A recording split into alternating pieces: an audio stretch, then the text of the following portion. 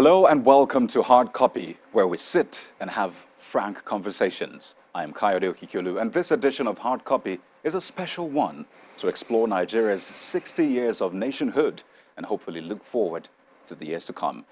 So let me begin by asking you, what does Nigeria mean to you? I mean, when you hear Nigeria, what comes to mind? Well, for me, I think of the flag green, white, green, two colors that represent wealth and peace. Ironically, those two constructs seem to be at the heart of our challenges as a nation, having enough to go around and feeling safe enough to move around. Then, of course, I think about the people. Do you know that Nigerians have been named as one of the most optimistic people in the world? But if optimism is the faith to achievement, how much have we achieved as a nation? How much should we have achieved? And how do we achieve it? Our guest on the program is DK Chukwumerije, a writer and performance poet. He has won multiple awards for his works which center on national rebirth, politics, social consciousness, and more. Well, thank you, DK, for joining us on Hard Copy. Thank you, Kayode, for having me. It's always a pleasure to be here. Always, definitely. Well, you know, I've heard and read different accounts of Nigeria's history from 1914 to 1960, 1966, and other significant dates, but none of them seem to be quite as compelling as one you did. You titled it, "They Say I Come From a Free Country." Every time I ask, people tell me Nigeria became independent in 1960. And furthermore, to show she was truly free, she became a republic in 63. Meaning the Queen was no longer head of state, meaning that we were now masters of our fate, meaning that power over Nigerians could now only be held by a Nigerian. It was why we sang and danced in the night, why we lit fires that burned through the night, why we chose a flag colored in freedom, for now we would be kings in this our kingdom. But our first head of state was Igbo, and the next, though a soldier, also Igbo. Then Angas ruled, followed by Hausa, and then came the turn of Yoruba. Then Hausa came back for a term cut short, when power was taken by an Hausa gunshot. Then Gwari claimed his turn to rule, but a mandate stolen was his downfall. Then Kanuri came, and it's quite probable that he'll still be ruling, if not for that apple. Let's relive Nigeria's history in a different way, but this time around, for viewers who have not seen your work, what was the message there? The central message there is that as long as we keep choosing our leaders on the basis of ethnicity and religion, then we as a nation have not really found freedom or won freedom. So the title is, "They Say I Come From a Free Country." We're independent, we're free. But that freedom is not manifest in our social reality, in the levels of poverty, the quality of education, the quality of healthcare, the quality of the roads, the level of security. That freedom is not manifest, and the key reason is because we choose our leaders on the basis of ethnicity and religion instead of on the basis of competence and character. And until we make that shift to a society that is more meritocratic, we will not realize the aspirations and potentials of our nation. Right. It's quite interesting how you chronicled, leaders from 1960 up till this moment. If you can just do that briefly, just to, have a sense, really, does that really matter? The fact that, this person is from the north, this person is from the south. How much of a significance is that really? It's of no significance whatsoever. None. I often say you don't get into a plane and ask the stewardess where the pilot comes from. And if she tells you the pilot is from Kaduna State, you don't then immediately ask if the co-pilot is from somewhere in the south. Nobody does that because you just want two people that can fly the plane competently. So I simply in the poem ran through our leaders from our first president in 1960, when we became independent, till the present day president today, and simply showed how we have been choosing leaders largely on the basis of ethnicity and religion, and that this has had significant impact on the quality of state and nation that we have today. The identity of Nigeria as a nation, I mean, the ethos of this entity does not seem to be a thing that readily comes to mind for a lot of Nigerians. You think of the US, for example, think of China, Singapore, or even North Korea, and you can easily use a term to describe them. So for Nigeria, what's your choice ethos? There are many values. I think that over the years, remember that Nigeria is not 60 years old. Nigeria has been independent for 60 years. Nigeria is 106 years old.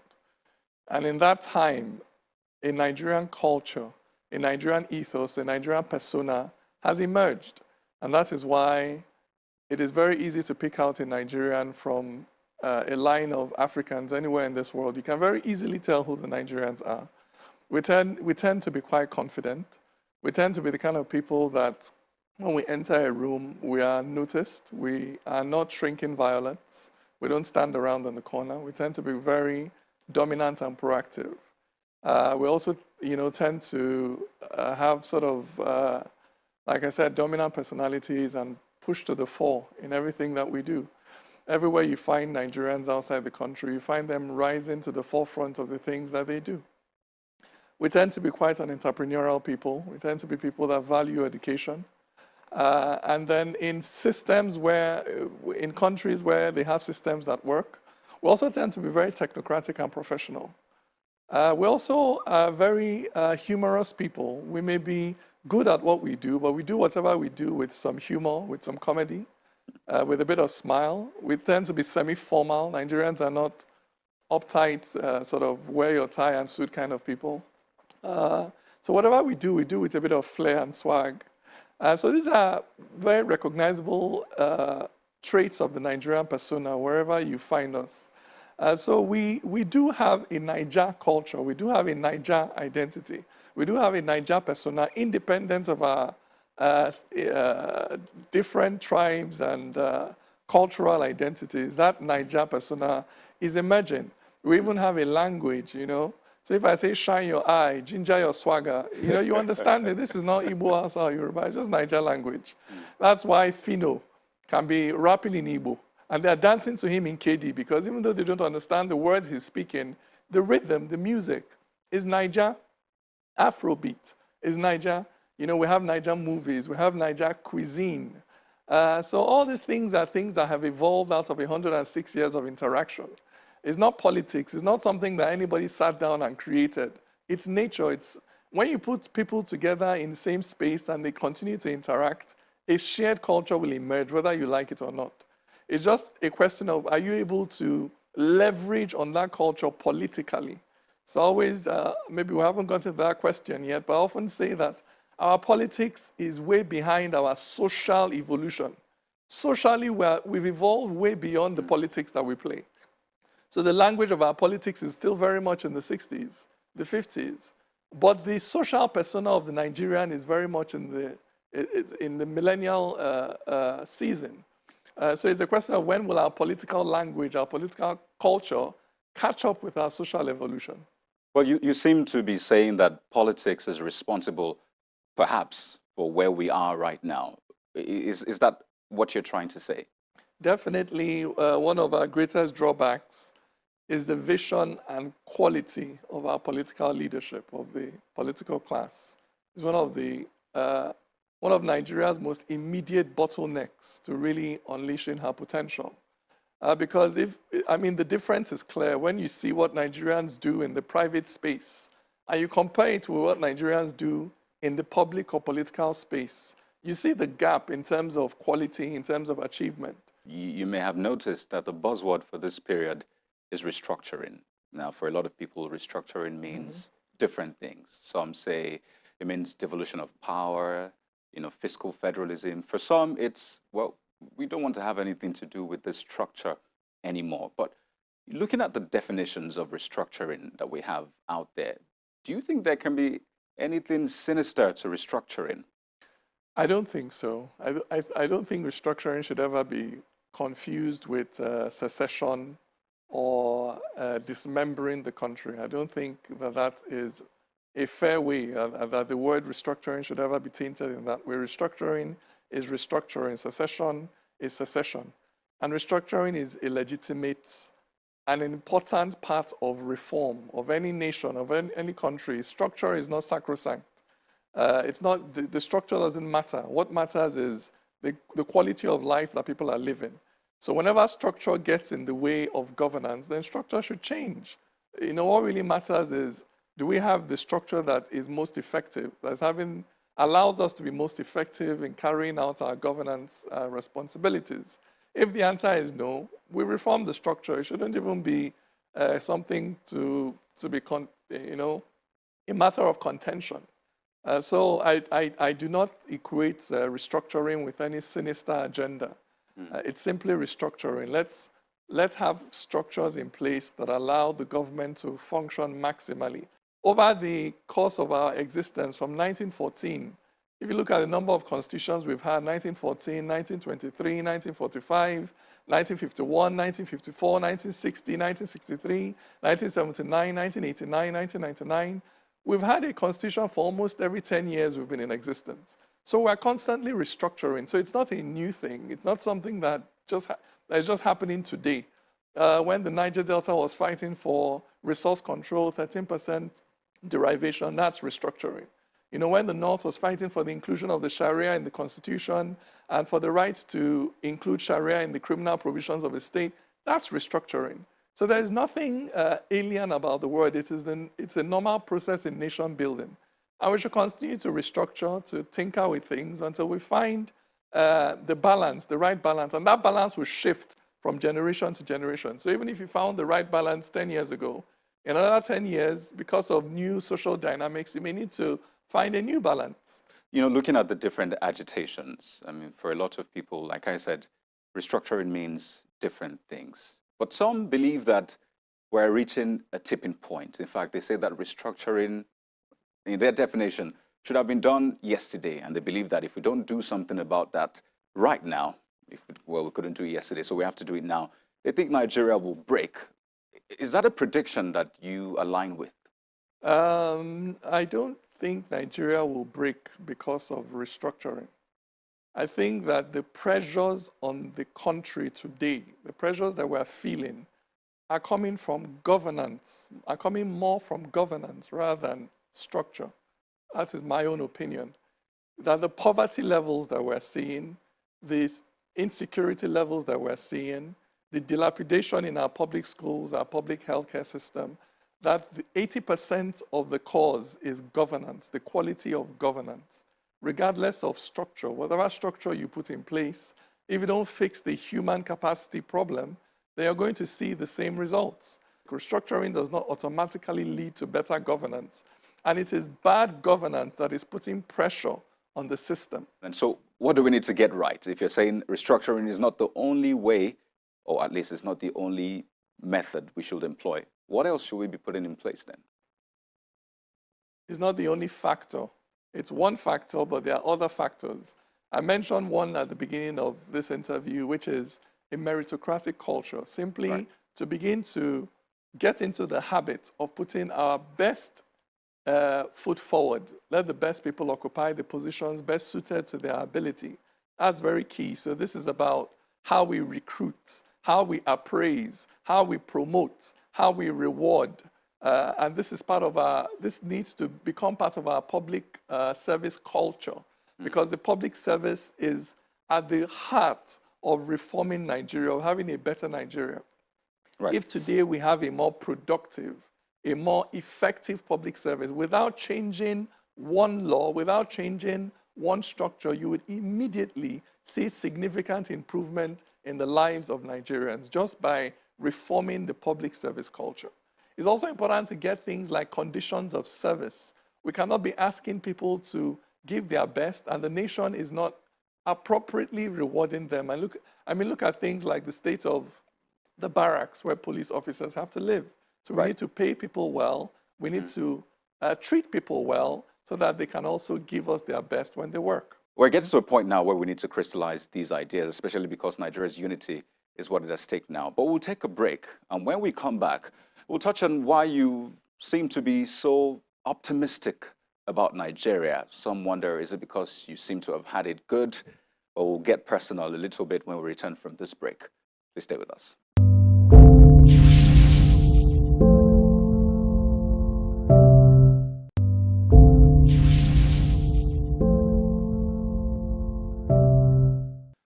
You're welcome back to Hard Copy. DK Chukwumerije is still with us on the program.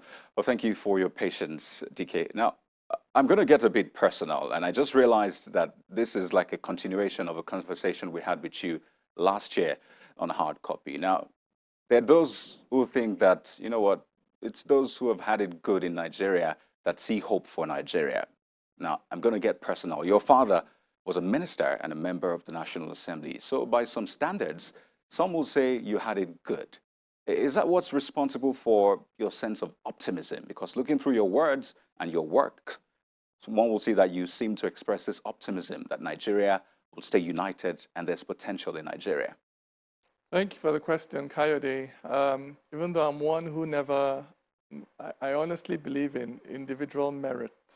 So who my father was is not relevant to who I am in that sense. I don't take credit for his achievements, and I don't neither do I blame myself for whatever weaknesses or failings that he had.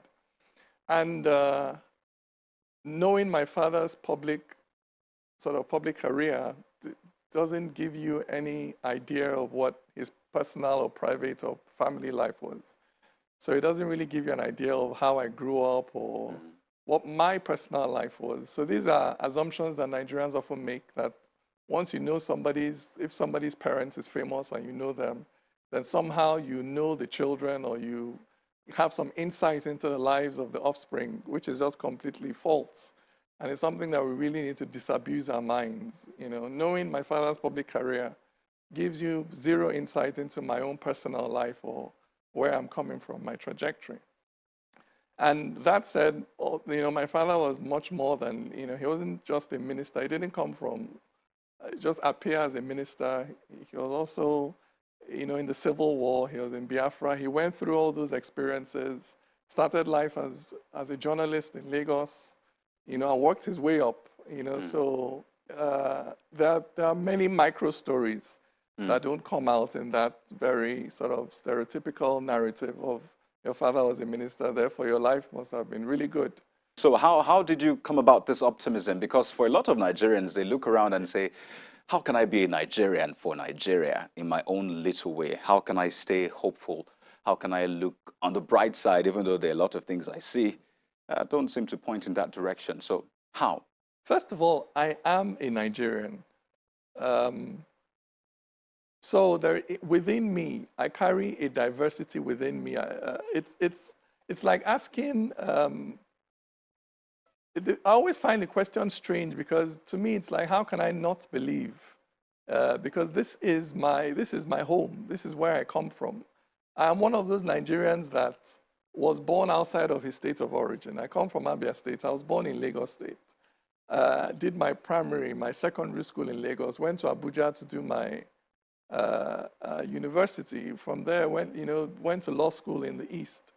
So within me, I carry that diversity. I carry Lagos within me. I carry Abuja within me. I carry Jos. I carry Maiduguri, where we went to do Nuga Games. I carry KD within me, where my best friend, lived, and I'll go visit. I carry Jos. I carry Ibadan. I carry Enugu. So it's not, I'm just being true to what is within me. I'm not being intellectual about it. So first of all, it is home. If Nigeria were to break up, I would lose my homeland. I would lose the geophysical space that holds my childhood, that holds the thing, my origin, my history.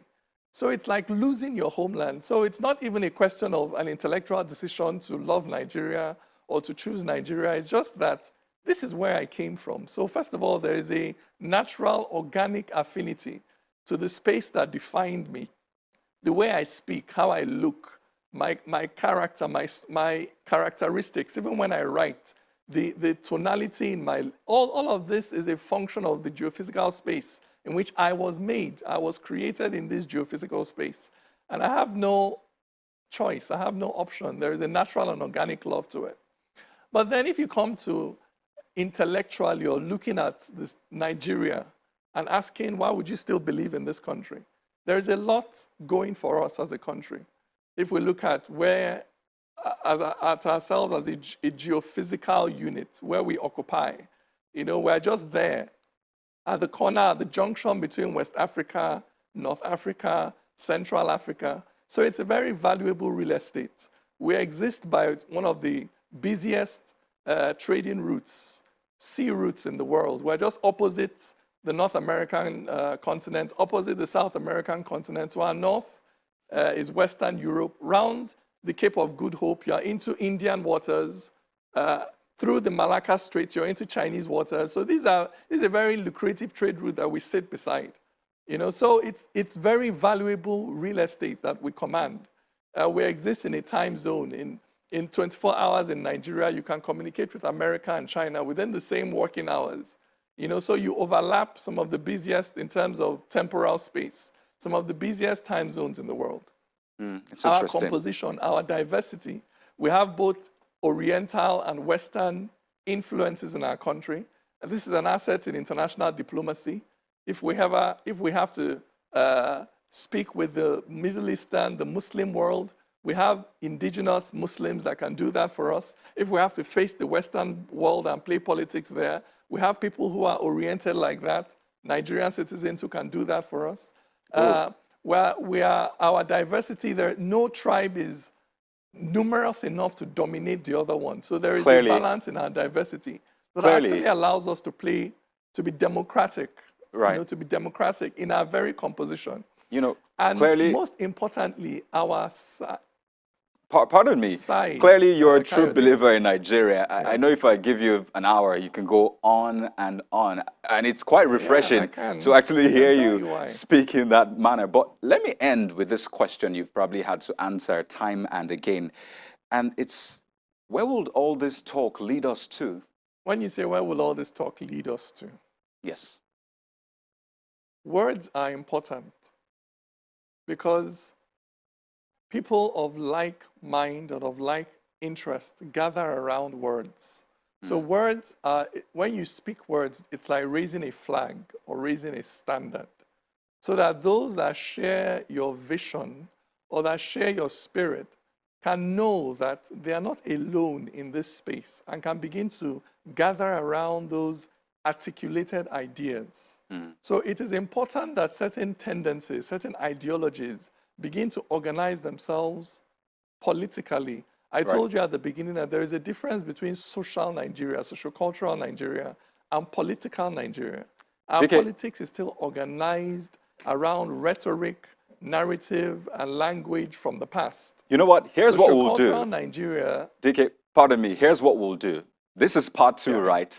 Yeah. We'll continue this conversation some other time, but I'd like to thank you so much. DK Chukwumerije is a writer and performance poet. He's been sharing with us his optimism about Nigeria. Well, that's the program for today. Thank you so much for joining us. I am Kayode Okikelu. Goodbye.